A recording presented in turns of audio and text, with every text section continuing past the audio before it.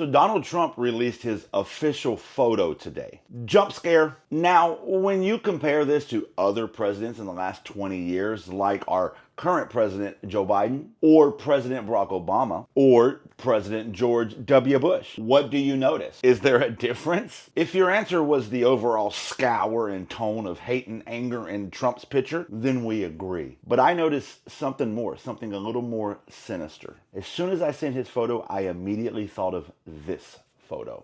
And when you put them side by side, I think you can see why it reminded me so much of it. And I would ask you this, is Trump's official portrait more like this or more like this? I think we know the answer. This got me thinking. People are always making these comparisons between Trump and Hitler. So I started thinking, how truly credible are these comparisons? So I started doing some digging, and what I found was disturbing. Even more disturbing than I expected. This will shock you. Wait till I show you what I dug up. First, to make sure that we're being fair in our comparison, let me show you where Trump and Hitler are not alike. For starters, Hitler was a World War I veteran, and that is a big part of how he got his start in politics, whereas Trump was a draft dodger. Hitler's veteran status helped him rise to fame, whereas Trump rose to fame through his celebrity status. However, past that difference, the similarities start becoming very scary. As you know, President Trump will be the first president in American history who is a convicted felon.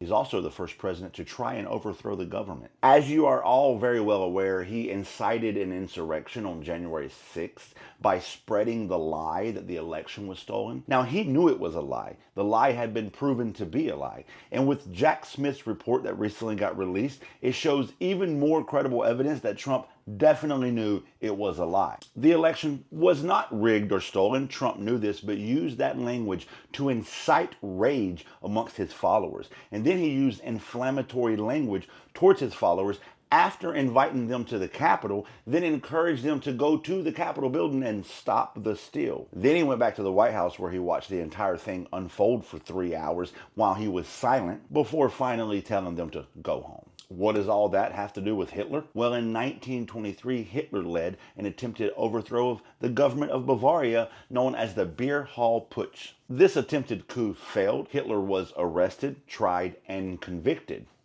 He was convicted. Hitler was then sent to prison where he wrote a book called Mein Kampf. Believe it or not, that's a book that Trump has repeatedly had to deny reading. Why would he have to deny reading Hitler's book, Mein Kampf? Because the anti-immigration rhetoric that Trump spews, especially some of his very specific language, like calling immigrants the poisoning of the blood of Americans, is very much the same as Hitler's anti-immigrant rhetoric, and the poison in the bloodline is directly from Hitler's book. In a 1990 Vanity Fair article, Donald Trump's first wife, Ivana, said that Trump kept a copy of Hitler's speeches on his bedside table and would often read them. Trump denies reading those speeches, but he doesn't deny owning them. He says he got them from a friend who was Jewish. Trump's friend verified giving Trump the speeches, but said he's not Jewish. Trump made that part up, which, if you ask me, lying about that is pretty fucking sick. In that same article, Ivana Trump said that Donald Trump took his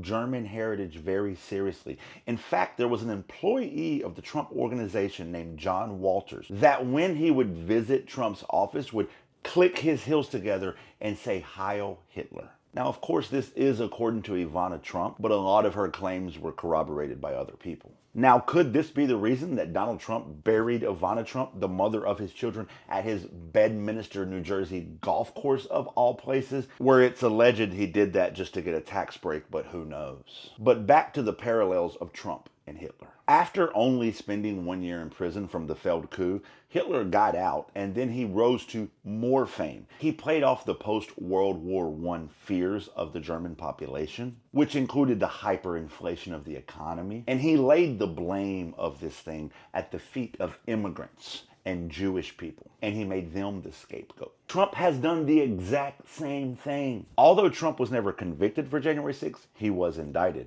And although Trump didn't go to prison, he is a felon. And he used the post-COVID worldwide inflation as a big part of his message to lay all of our problems at the feet of Democrats and immigrants. And Hitler said he was the only solution. Trump does the same thing. And any Republican that speaks out against Trump is a Republican in name only, according to him, or a rhino. So now we look at Hitler actually rising to power. Trump hasn't began his second term yet, but it would behoove us to see what happened after Hitler took power, considering all these things that I just showed you are comparable. Hitler tried to overthrow the government, was convicted, blamed our problems on the government and immigrants.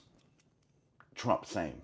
And this is where it gets super scary when Hitler took office. The first thing that Hitler did was suspend civil liberties by declaring a national emergency. Through this emergency, he limited free speech, free expression, the press. Trump has said he is also going to declare a national emergency when he gets in office. And we know he hates the press, and we know he hates when anybody disagrees with him. So would it be far-fetched to think that Trump is also going to suspend civil liberties through this national emergency, limiting free speech, expression, and press? I don't think that's a stretch at all. And then, you know what else Hitler did next? He purged the government and the military. This is known as the Night of the Long Knives. You know what Trump has been promising to do? He's been promising to purge the government of rogue bureaucrats, which is just ambiguous language to mean anybody who's not loyal to him. And he's been talking about purging our top military brass. That's literally 2 for 2 Trump doing the same thing Hitler did. Is it just coincidence?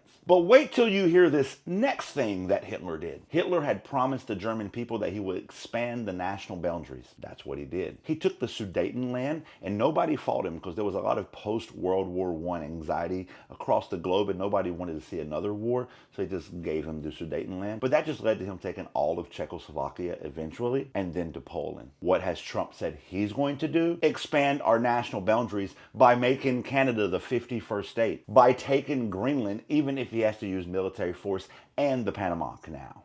So I want to bring this conversation full circle and leave you where we started. I ask you this. Is it coincidence that Trump's portrait looks very eerily similar to Hitler's? Is it coincidence that Trump's anti-immigration rhetoric mirrors Hitler's, to include his language? Is it coincidence that one of his employees used to jokingly click his heels and say Heil Hitler in Trump's office? Is it coincidence that Trump kept a copy of Hitler's speeches by his bed and read them? Is it coincidence that his attempted overthrow of the government, subsequent rise back to power, plans to invoke a national emergency decree, plans to purge the government and the military, and plans to expand our national boundaries are all identical to how the Third Reich rose to power? Is this all just coincidence? Or is history literally screaming a warning to us that this has happened less than 100 years ago and we would be best to heed it?